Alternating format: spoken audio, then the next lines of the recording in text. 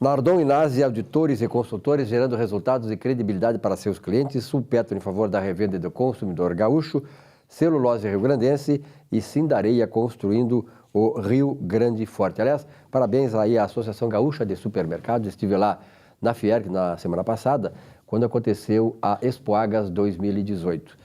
E claro que entre as palestras, lá o governador esteve na solenidade de abertura, e todas as demais autoridades que estiveram lá, públicas e privadas, falando, claro, sobre os destinos deste país, que nós vamos resolver a partir da eleição deste mês de outubro e em segundo turno em novembro.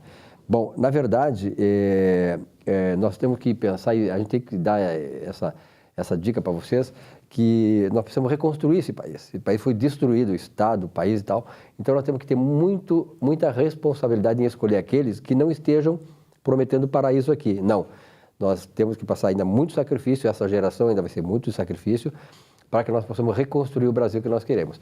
Quando eu sempre digo, quando eu era, há pouco tempo, né, quando eu era garoto, o sonho do brasileiro, nós tínhamos até um mantra que se dizia: o Brasil é o país do futuro. Será que é? Será que ainda nós somos o país do futuro? Daqui a pouco, daqui a 30 anos, segundo estatística do IBGE, dona amiga coaching Lília, daqui a 30 anos, o Brasil terá muito mais velhos do que jovens. Estão nascendo menos crianças, estão morrendo nossos jovens na criminalidade, estamos tendo mais longevidade, somos mais longevos. E eu sempre lembro que quando eu nasci, lá na década de 50, a expectativa de vida era de 46 anos. 46 anos, hoje é de 76. Nós temos aí mais de 30 anos de aumento da longevidade. Então o país está ficando velho, estamos sendo menos jovens, nós estamos desestimulando aquelas mentes sadias, o intelectual do brasileiro hoje, quem tem condições, quem tem qualificação, está indo para fora porque não aguenta esse país aqui. Então é por isso que cresce a responsabilidade sobre o voto deste ano para governador e para presidente. Então não vamos cair na conversa, aqueles que já estragaram esse país, pelo amor de Deus, né? Não vamos cometer o pecado capital de trazer de novo essa gente para cá. Temos que ver aquela pessoa, aquele grupo de pessoas, aqueles pensamentos que visam reformar esse país. O mundo todo se reformou. Eu não vou dar, isso aqui não é espaço para isso, mas se nós pegássemos a França, a Inglaterra, os Estados Unidos, na década de 60, quando o Brasil estava se construindo, eles também fizeram grandes reformas. Claro que teve oposição, mas não uma oposição tão feroz, tão violenta, que não quer o desenvolvimento desse país, que quer nos tornar uma Venezuela da vida, uma Cuba da vida. Então nós temos que pensar muito bem isso. É o futuro dos nossos filhos e dos nossos netos que está em jogo. E a própria nação. Nós temos que ter um pouquinho de brasilidade. Eu me lembro que na década de 60 e 70, quando eu estava no colégio e tal, nós tínhamos dentro de nós um espírito nacionalista. Nós precisamos disso. Nós precisamos gostar do Brasil. E gostar do Brasil significa também eu escolher aquelas pessoas de bem, que não tenham ficha suja, para reconstruirmos essa nação. Falei bem, Lília? Falou muito bem, Silvio. Me fez lembrar também que na minha família tem no mínimo 2 pessoas com mais de 70 anos que já vieram me perguntar se continuam votando ou se podem parar de votar, enfim, né? Por uma questão de opção, mas eu vejo assim a vontade dessas pessoas em continuar votando. Uma delas é o meu pai, que fez 71 anos agora, no dia 17 de agosto. É um guri ainda. E é um jovem. E um padrasto com 85 anos também, né? Exercendo justamente o seu papel na sociedade. Tá certo, é importante, a Lília, que é coach, que também ajuda a qualificar líderes da sociedade, é importante que nós tenhamos essa consciência, né? Nem votar em qualquer um. Tem gente que diz, agora quando na hora eu reescolho. Às vezes, tem muita gente que vai e escolhe o candidato, sabe como? Aqueles santinhos que estão atirados no chão. Vou votar nesse aí. Poxa, como é que nós vamos construir um país com essas pessoas desqualificadas, né? Nós temos que primar, o voto é único, talvez um dos únicos instrumentos que nós temos para colocar pessoas melhores, não só na presidência da República, no governo do Estado, mas nos congressos e nas assembleias, porque o Congresso Nacional e as assembleias legislativas dos estados definem muitas coisas, muitos projetos bons para a sociedade não passam lá, por quê? Por Porque tem aquele corporativismo, aquelas pessoas que não querem o bem da sociedade, que unicamente pensam no seu grupo, né? No seu partido, no seu grupo, na sua ideologia. Interesses individuais sobrepondo os coletivos. Esse eu acho que é o grande problema, né, Silvio? Então tá, essa parte assim, né, que nós acho que temos a obrigação como jornalista, eu que estou há 40 e poucos anos, né? 40 e poucos anos, né? 40 e poucos anos, não precisa especificar tanto, né, Silvio? Nessa jornada toda, né? Passei por muitos governos, muitas esperanças que acabaram se desiludidas, né? Com desilusões, mas enfim, eu acho que nós temos que continuar lutando para isso e é a obrigação do jornalista também fazer com que as pessoas possam pensar um pouco e não votar porque é o meu amigo, fulano de tal, porque o cara deu isso, deu aquilo. Né? Migalhas, nós não precisamos de migalhas. Nós temos que justamente construir uma nação em que tenhamos menos pessoas dependendo de migalhas do governo, ou seja, tem prosperidade. Prosperidade a gente consegue através do desenvolvimento econômico justo, equilibrado. E para isso precisa ter gente com intenções de reconstruir realmente essa nação.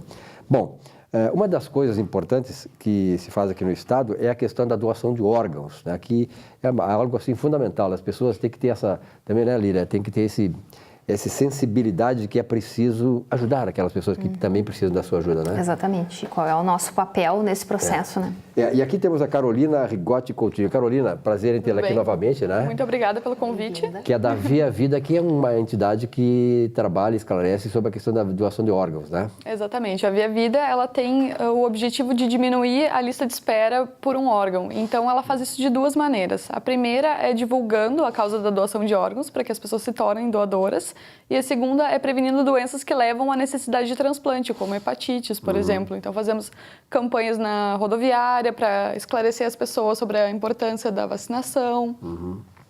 Isso é importante, né? Porque tem, aliás, o Brasil aqui, nunca aconteceu no Brasil de ter um número menor de vacinados em relação a outras campanhas. Porque há um grupo de pessoas aí que estão querendo desconstruir, né, dizendo que não precisa vacina, aquele e tal. Então, imagina uma coisa, uma pessoa modesta, né, que normalmente as pessoas não têm acesso a muita informação e tal, e de repente ela fica nessa dúvida, vou vacinar ou não vou vacinar? Se eu tiver que vacinar, tem que pegar o meu filho, minha filha, levar e tal, tem trabalho. Então eu não vou vacinar, porque o cara está dizendo ali que não precisa vacinar.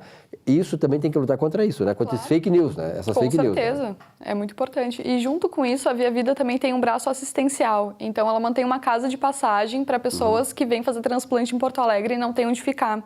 Então as assistentes sociais dos hospitais encaminham essas pessoas, nós temos capacidade para 20 pessoas, 10 pacientes com cada um acompanhante. E eu trouxe aqui os dados de janeiro a junho de 2018, a Pousada Solidariedade prestou 3.243 atendimentos de hospedagem. Então é muito atendimento, né? Claro. É bem importante. E outra coisa, na questão da divulgação da causa da doação de órgãos, nós temos o livro da tartaruguinha que perdeu o casco. Então, as nossas voluntárias fazem a contação dessa história. É uma forma de trazer de uma maneira lúdica para as crianças a causa da doação. Elas vão nas escolas, fazem a contação da história. E eu trouxe aqui uma frase que a mãe de uma criança colocou na pesquisa de avaliação de impacto, que as nossas voluntárias fazem um ano depois da contação de histórias, que eu acho que é muito importante para a nossa reflexão. Então, ela coloca assim, não pense na doação de órgãos como oferecer uma parte de você para que um desconhecido possa viver. Na realidade, é um desconhecido que oferece o corpo para que uma parte de você continue vivendo. Que lindo, né? Olha que legal. Só. É verdade. Bom, no dia 27 de setembro, agora próximo, esse mês que vem, já dentro da primavera, que começa de 22 para 23, 27 de setembro é o dia do doador de órgãos, né? Uma data emblemática importante, né? É o Dia Nacional. Dia Nacional. Exatamente. O que é previsto para isso, esse mês todo de setembro? Isso, a Via Vida tem várias programações para setembro, que é um mês bem importante, é o mês da doação de órgãos. Então, nós temos o Tour Gastronômico Via Vida. A cada mês nós temos 1 ou 2 restaurantes que doam parte da renda para que nós mantenhamos a Pousada Solidariedade. Então, dia 13 de setembro, nós temos o evento no Bar do Beto, estão todos convidados. E dia 27 de setembro, que é o Dia Nacional da Doação de Órgãos, no Barranco, também o dia todo, as pessoas estão convidadas a irem lá, parte da renda vai ser doada para a manutenção da Pousada Solidariedade. E no dia 30 de setembro, a gente tem o Pedalando pela Vida, que é um passeio ciclístico feito na Redenção. Ele começa às 10 da manhã, as pessoas levam 1 quilo de alimento não perecível para participar, e é uma forma de divulgar a causa da doação de órgãos, mostrar que elas apoiam a causa. Bom, eu vou combinar contigo e com a Noêmia, né, que é a líder lá da Via Vida, para antes dessa campanha, antes do dia 27, voltarem aqui, porque eu acho importante, né, o programa dessa contribuição, porque é uma coisa fundamental, e sobretudo quando vocês têm esse programa pedagógico, educacional para as crianças, que hoje estão sendo bombardeadas com coisas perversas, né, com coisas inadmissíveis, né, e então nós temos que fazer com que as crianças ouçam, sejam acompanhadas, né, com assuntos, coisas importantes, realmente vitais para, não só para a vida das pessoas, mas para o grupamento humano, para a sociedade de modo geral. Isso é importante que vocês façam. Eu vou te colocar em corner. Vamos lá. Mas és doadora de órgãos? O que tu acha da doação de órgãos? Ainda não sou doadora de órgãos, mas eu acho um ato muito bonito. Né? Eu acredito que ninguém escolhe, né, esse momento, mas ninguém está livre, né, muito provavelmente de ter que decidir, muitas vezes, por um familiar também. No nosso grupo de relacionamentos tivemos vários pais que perderam crianças, e aí a tua camiseta me chama muita atenção, 1 igual a 8, o que isso significa, né? Porque muitas vezes num momento de dor a gente pode também trabalhar a ressignificação desse momento através da doação. Então eu vejo que a doação também é uma forma de ajudar a superar a dor, né? Com certeza. Não só com adultos, mas eu penso no momento de tu ter que ressignificar a perda de um filho, por exemplo, ou de uma criança familiar. A gente sempre fala que a doação de órgãos é uma forma de dar um sentido para a morte. Quer dizer, é a última oportunidade de ajudar uma pessoa. E para ser doador é só avisar a família. Então basta avisar a família. Eu acho que já existe assim uma certa maior consciência em relação a isso, né? Porque nós temos assim eu sou evangélico, sou protestante evangélico, mas nós temos uma tradição aqui de que tem muitas religiões ainda que acham que o cara morre e depois vai ressuscitar com o mesmo corpo e tal. Não, morreu, agora o teu espírito. Aquilo ali só serve mesmo para, no caso, para doação de órgão, para dar vida a outra pessoa, porque não tem mais valia. Né? Então, eu acho que já existe mais essa consciência e acho importante isso, porque isso é fundamental.